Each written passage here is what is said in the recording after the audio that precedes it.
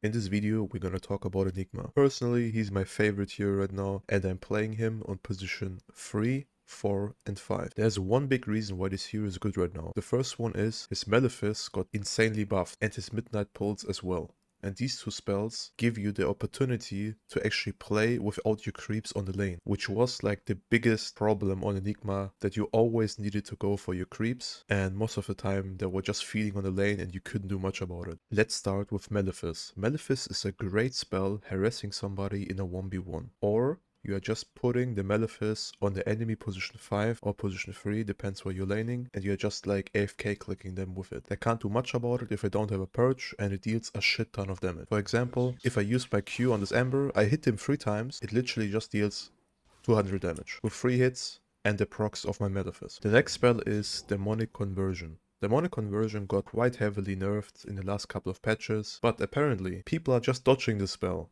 And I would recommend you this as well. Don't skill UW if you don't make sure you are protecting your creeps on your lane. Only skill it if you can protect your creeps on the lane and you can make sure they're not dying or feeding. Even as a core, it is way better to skill your Q most of the times, even level 1, than skilling your W, because your creeps are just dying against like heroes like Sven, Monkey King, and all that kind of stuff. But overall, these creeps are still strong.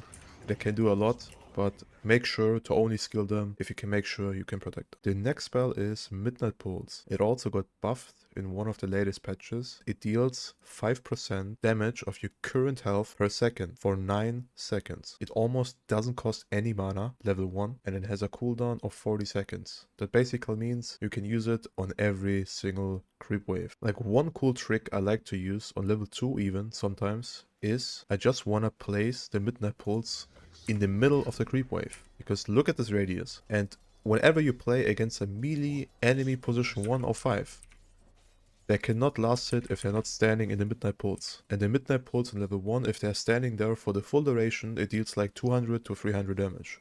Depends on the current health. The next cool trick I really like to do with Midnight Pulse is whenever I want to dive somebody on the enemy side, or even on my side, I like it to place these kind of wards and just use my E to kill the trees, so the ward is actually very effective. Black Hole has a very long cooldown and it deals 400 damage on level 1. The long cooldown basically means I want you guys to actually use your Black Hole early on whenever you can. Don't let it be AFK and don't do anything with it. Try to get one pick off and kill somebody and then go back to farm. There's like one cool trick I really like to use whenever I play against counters on Enigma, or heroes that like stun me and cancel my Black Hole. I like to use the Black Hole in the trees because I'm getting vision outside of the trees.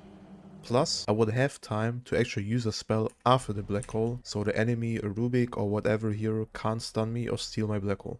There are 2 skill builds you can actually use on the laning stage as Enigma. The first one is you play against counters that kill your Eidolons. Then you should always just go for Q and E. And later on, if you have like 2 points in your Q, or even 3 points, then you can start going for your Eidolons, because you need them later on to actually farm in the game. And the second build is you go for your Eidolons level 1, because they cannot die and you feel safe. And then you can actually combine that with your Q and just max your W with your Q together, because you are very strong in the lane. Your Eidolons benefit a lot from the Q with the stun, and you can harass your enemies very easily and quite heavily. If you want, you can get a casual point in your E, but it depends if you need it on the lane and if you think it's effective on this lane. The first item build I actually recommend you guys, the team-oriented build. You start with a Solar Crest, then you go into Greaves, and after the Greaves you can decide on a Pipe, or a Blink, or a Glimmer Cape, or like anything that will support your team or help you to support your team. This item build is very good if you play Enigma on the support, or if you play him on position 5 specially. The second build is more like playing as a core, even as a position 4. This is my favorite build. I'm like always going for this build because I like to play greedy and I like to actually like dominate team fights alone by myself. I usually go for Arcane Boots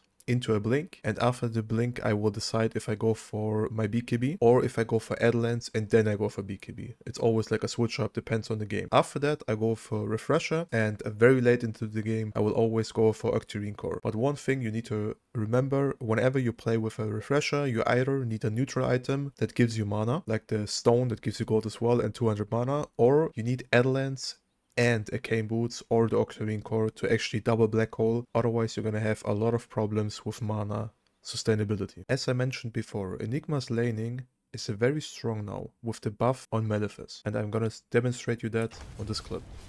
As you can see, I'm just using my Q on the Wind Ranger. With that, I'm just applying pressure so he needs to run into his tower. My Doom feels free to like pull the wave back and he doesn't care. I'm not blocking the small camp on purpose because I have a Doom and I want to give him a free creep. Plus, because I pressure the Wind Ranger, nobody blocks the big camp on my side and I'm free to do whatever I want with that. But instead of hitting the Wind Ranger, I'm just using my Q. Nothing else. I'm using my Q and then I just go back because I want to pull the wave. I see the Undying is coming, I'm instantly recognizing that and going to pull. He's gonna probably interrupt it, but still, I tried. But as you see, I'm pulling, I'm trying to avoid the Undying. And instead of like trying to pull again, I'm just harassing the Undying with my Q. And it deals a lot of damage, even though it's an Undying. Like he's almost half HP, just because of that. And like right now, my Doom is like getting his creep on the small camp, and I'm just fighting the Undying. And it's kind of absurd that Enigma can actually fight an Undying 1v1. And like right now we're just pressuring the Undying so he doesn't interrupt our pull, and he's very low so he can't like sustain in the lane and like just hit us AFK. And everything works out. But I'm just like chilling there, doing whatever I want, and it works out. Even though I skilled Q, and I hope I could demonstrate you guys with that the Q spell is actually very strong on level 1. The next clip is gonna be an example what I mean by use your black hole as fast as you can when you get it. I'm gonna get my black hole right here, but the problem is I would like to smoke or like rotate on the other lane, but I see my mid lane is getting pushed in. That basically means I need to deal with that, and I push it with my creeps and then I'm running bottom. But I realized everybody of the enemy side besides the Wind Ranger is on bottom lane. So instead of running in there like an idiot and just dying, I'm just running top. But before I smoke top, I just farm the jungle and try to push the mid wave again. So the enemies don't instantly see that I'm smoked or that I'm doing something. My team is fighting bottom and I'm running top to the Wind Ranger and helping my Timber out. We killed the Wind Ranger with the black hole and now I'm going back to farm. Another important tip when you play Enigma is, if you push side lanes, try to be around XP range. Like you don't want to miss out on all these creeps, with the experience at least. Get the last hits with your Eidolons, but don't miss out on the experience, because you need the levels and you need the experience. Like it's so important on this hero, whenever you get more experience, you are getting stronger by each level. Especially if you have Blink plus Black Hole plus a high level on Midnight Pulse. And my last tip, if you play Enigma, be patient about your items and your spells. As you can see, I can see that the enemies are going high ground, but instead of like instantly reacting and panicking or something, I'm waiting my BKB, I'm playing for my timing, and then I'm doing something. It is so important to wait for your core or key items on Enigma. Whenever you do this, you're gonna have so much more success, because in this play right there, with the BKB, I'm just solo winning the fight. I have BKB that can't cancel my black hole, and I just get a free play. Getting a great black hole, I can't cancel with the Luna because of my BKB, everything is good, everything worked out. So my recommendation is definitely be patient with your spells and with your items.